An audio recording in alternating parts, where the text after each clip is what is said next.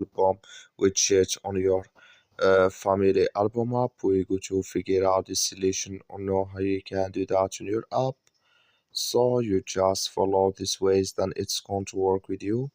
All you have to do, you just go down, you click here on settings down here. So then it's going to take you to this, it's going to show for you like this. Then all you have to do now, so you just keep going down here. So you go down here, then you just click here on family album widget, just click on it here. So then it's going to take you to this list, you just switch into open video like this. Then you go down here, so you just keep going down here, you click here on here calendar display here. So then here can you add it for calendar display, or here photo display here can you add here your widget on your app. That's all. Thank you for watching. Don't forget to support us by liking, subscribe.